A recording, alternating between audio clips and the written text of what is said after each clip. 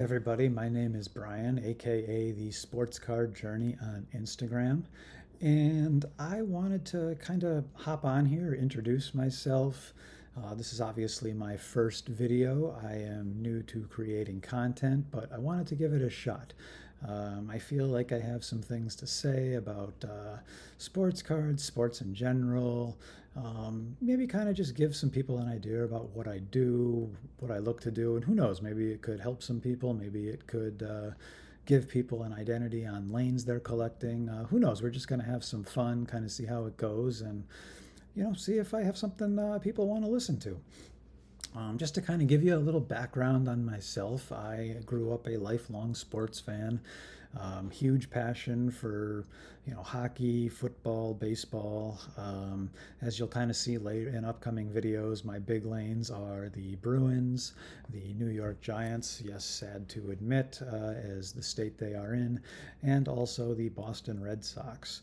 Um, give you a little background on my sports card story. I won't do this for too long because it's very similar to everyone else's. I collected it as a kid, got out of it for a long time and came back in around COVID. But actually, this is where it's a little different. It wasn't because of COVID.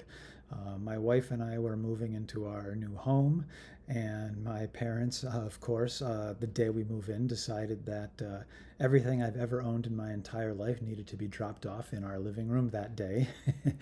So, as I kind of started unpacking and moving things, and as we really weren't allowed to go outside or see anybody or do anything, I ended up in our new basement a lot, and I came across my old card collection. And like everyone else, I was like, "Oh wow! I wonder if I have anything worth anything. I wonder if I wonder what I've got here." So I started kind of looking and going through some things, and as normal progress takes it, I ended up on eBay and quickly realized that everything I owned was from the junk wax era and not worth a damn thing. But what I did also learn while I was down there doing it is I still had a passion for all of this stuff. It really brought back a lot of nostalgic feelings, and it really made me wanted to get back in the game a little bit. So that's kind of when I started to just kind of make mistake after mistake like everyone else. I started buying, wax. I started buying retail boxes. I started ordering hobby boxes, and it wasn't fun. I started to realize that even if I hit a card, I never wanted it. It wasn't anyone I wanted to collect or anyone I had any nostalgic reasons for. So, I just started kind of looking for, different singles, but, same thing aimlessly. It's like, oh, here's a great Patrice Bergeron card, but it didn't mean anything to me. It was just a Patrice Bergeron card. So, I started listening to different podcasts. I just, kind of went down the natural progression, and I started kind of identifying a lane. And that lane, what I realized at the time was I wanted to collect singles. I wanted to look for cards that appealed to me eye wise, cards that kind of had a history, cards that even had brands that I might have remembered or that kind of evolved over the years. And that's when I kind of found my new lane. So, that being said, and we'll go into this in later details, my lane is I collect a few different things. Number one, I am a team collector. Those teams, like I mentioned, are the Bruins, Red Sox, and New York Giants. But not just any teams, they have to meet some certain criteria. So, criteria number one for, let's start with the Red Sox, is it has to be a World Series championship team. Now, I am fortunate enough where the Red Sox have won a few World Series in my lifetime, and I happen to be in my, heavy formative years when they broke the '04 curse. Everyone remembers that, even if they're not Red Sox fans. So I wanted to collect important players and cards from their World Series teams. So for the Red Sox, it's '04, '07, 2013, and 2018 currently. Hopefully, we've got another one coming soon, but who knows?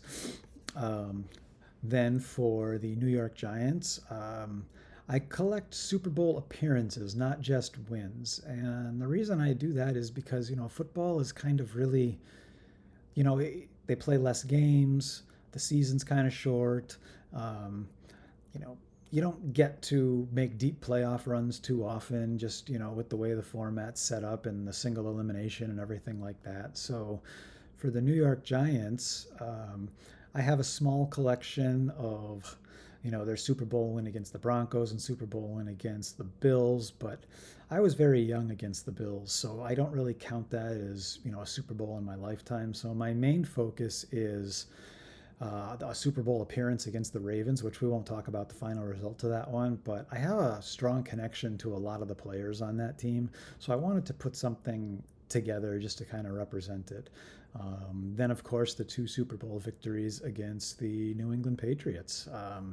Just a huge, huge accomplishment, especially the first one, beating that undefeated team. And I just kind of wanted to put together a collection around those players and cards and just see what I could come up with. And, as we go through, these videos, I'll start to show you some cards and things along those lines. And then lastly, would be the Boston Bruins. Now, hockey is my true passion.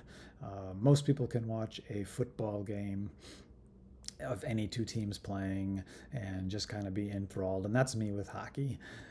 So hockey is just something that is always been a passion of mine, always will be a passion of mine. My main lane is the Boston Bruins, but I also have a couple sub lanes in hockey that I'll mention as well. So for the Bruins, I collect players from my childhood. So we're looking at, and this is the smallest part of the hockey collection.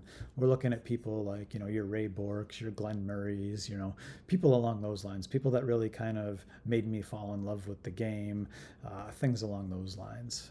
Second is the 2011 Stanley Cup Championship team. What a year that was. I mean, it just came out of nowhere. I don't think anybody expected them to go as far as they did, let alone beat a heavily favored and more talented Vancouver Canucks team, which was still surprising to me to this day that they went to Game 7 and actually won in Vancouver. So I collect players from that team. And then I also collect just some kind of modern players that I've really kind of admired over the years. And that we're looking at your Patrice Bergerons, your David Pasternaks, your Brad Marchands, things along those lines. The other couple things I collect in hockey are alumni for Umass-Amherst.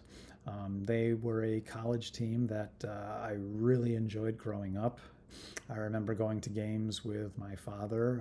Just a fun thing. We never really had D1 hockey out here when I was growing up until, midway through my youth. So it was awesome to kind of see and learn new traditions and things like that. So, when I talk about UMass hockey, I collect certain players like Jonathan Quick, Cale Makar, their Hobie Baker winner. They had a national championship team.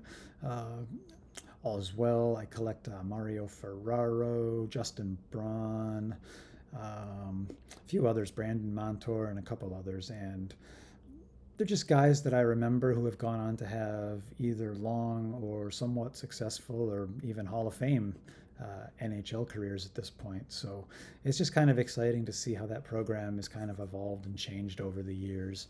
And then my last lane for hockey is kind of like a couple sets that I'm collecting. One of them was from my childhood, and that is the 95-96 Fleer Ultra Gold Medallion set.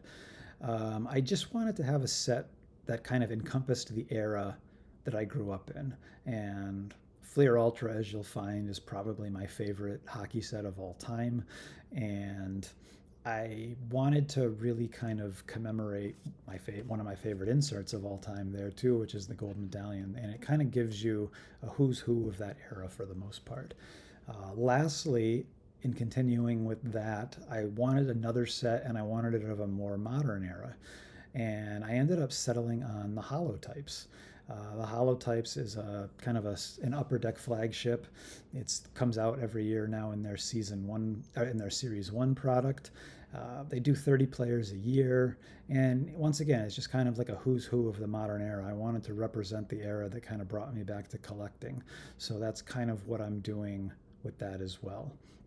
Now, kind of when it comes to content, why am I doing this? Well, I wanted to give it a shot. I wanted to see if I was interesting. I wanted to see if I have something to say. And, I wanted to kind of just showcase what I love about this hobby. Maybe for people coming in to watch, it kind of gives them ideas on how to collect, who to collect, avoid some pitfalls that I found. And I just wanted to, I really, like I said, I just wanted to give it a shot. Some of my motivations behind it were some of the podcasts that really helped me define my lane. Just to give you a couple examples, the first major one I found was the Hockey Card Gong Show. Those guys kind of started from nothing, just similar to what I'm doing, and kind of just popped in, and all of a sudden became a biweekly listen for me. I started watching them in their infancy, and I really respect what they're doing and how they've grown. Another one was Jeremy Lee's podcast. He is another fantastic collector who has taught me a lot, and I really respect the things he has to say and the values he kind of abides by, and how he handles his collection, things along that, and just a couple others. The Card Ladder guys, obviously, on the crossover.